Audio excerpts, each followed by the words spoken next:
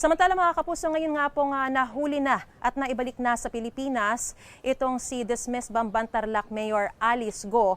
Gusto naman daw pong sumuko na rin ng kapatid niyang si Wesley Go. Ang kanila namang kaanak na si Sheila Go, dinikdik o piniga sa Senado kaugnay doon sa sinasabi niyang pagdaan nila sa dagat para makapuslit palabas ng bansa. May unang balita si Sandra Aguinaldo. Habang hawak ng mga otoridad si Alice Go sa Indonesia, piniga naman sa Senado ang kaanak niyang si Sheila Go sa kung paano sila nakalabas ng dismissed mayor sa Pilipinas. Nanindigan si Sheila na dumaan sila sa dagat patungo sa Sabang, Malaysia bago pumuntang Indonesia. Saang pier kayo sumakay? At hindi ako maniniwala na hindi nyo maalala yung basic details nito. Ang alam ko kasi papuntang dumaan kami sa Manintawag ng toll gate papunta Skyway. Dumaan kayo saan? Sa toll gate ng Manintawag. Balintawak? Pagpuntang Skyway. Papuntang Paakyat Skyway. Tapos, diretso na yun. pa-south Hindi ko- kayo. Hindi ko alam. Alam na namin yon. Ang hirap paniwalaan actually na tatlo kayo, nina Alice, bilyones ang pera ninyo, pinaghahanap ng buong bansang Pilipinas, i-expose nyo ang sarili nyo sa ganyang delikadong biyahe sa dagat. Dahil nasampahan na si Sheila ng reklamong money laundering, may paalala ang isang senador.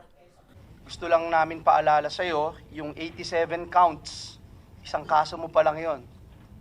Napakadami pa na susunod. Hindi kami naniniwala sa istorya na binebenta mo sa amin. Hindi namin bibilhin yung mga sinasabi mo at lalo kang madidiin. Sabi ng Anti-Money Laundering Council, karamihan ng mga transaksyon sa mga accounts ni Alice ay daan-daang milyong pisong cash na hindi tugma sa kanyang kita. This is the bigger crime. No? Putting up a building that we don't know how the money came in. Yun ang aking punto. And I'll show that the same phenomena in Porac. No? So ang punto ko, nalalampasan tayo ng money launderers na hindi natin alam. Inusisa rin ng mga senador ang law enforcement agencies kung paano nakapuslit sina Alice at kung posibleng nag-private plane ang grupo. Ayon sa Civil Aviation Authority of the Philippines, wala sa manifest ng mga private plane ang pangalan ni Alice at mga kasama nito. Ininspeksyon naman umano ng PNP, Bureau of Immigration at Bureau of Quarantine ang lahat ng pasahero ng private plane kung tugma sa manifesto. Humarap din sa Senado ang kinatawan ng Emonpulo Beach Resort sa Zambales kung saan umano namataan si Alice nitong Hulyo. Siya po yung front desk po namin sa Emonpulo, so baka siya po yung napagbibintangan na nagpunta po ng Emonpulo. Pero noong nakaraang taon, naging bisita umano nila ang grupo ni Alice bagamat wala umano siyang kaugnayan doon. Sila nag-swimming and then nag-land din po yung helicopter nila doon. And then siguro po mga 2 o 3 balik po yung helicopter with I think mga 20 plus po sila, madam. Inireklamo pa ng kinatawan ng resort ang kawalan umano ng search warrant ng PAOK na dumating sa resort nitong Agosto kaugnay ng umano'y Alice sighting. Paliwanag ng PAOK, may mission order sila mula sa Bureau of Immigration.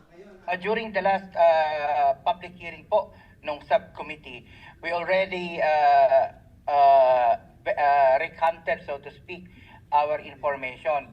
We do apologize for the inconvenience that they have caused, but I hope, Your Honor, we cannot apologize that we have to perform legitimate law enforcement functions. Hindi naman nakadalo sa hearing si Cassandra Leong na nakakonfine sa ospital dahil sa low blood sugar matapos humarap sa pagdinig ng kamera. Wala rin si Mayor Liseldo Calugay ng Sual, Pangasinan dahil may dengue umano ito. Tinanong din si Sheila tungkol sa negosyo na nakapangalan sa kanya sa Sual, Pangasinan pero sinabi niyang posibleng ginamit lang ang kanyang pangalan. Sa panayam ng media, sinabi naman ni Attorney Stephen David na gusto na umunong sumuko ni Wesley Go ngayong nahuli na si Alice. Gusto rin niya sumuko. Detail, hindi ko masasabi. Bakit gusto na niyang sumuko? Siyempre, dumadating yung point ng isang tao yung nadi-discourage ka, di ba? Kasi yung makasama mo, nandyan na lahat, di ba? Ito ang unang balita. Sandra Aguinaldo para sa GMA Integrated News.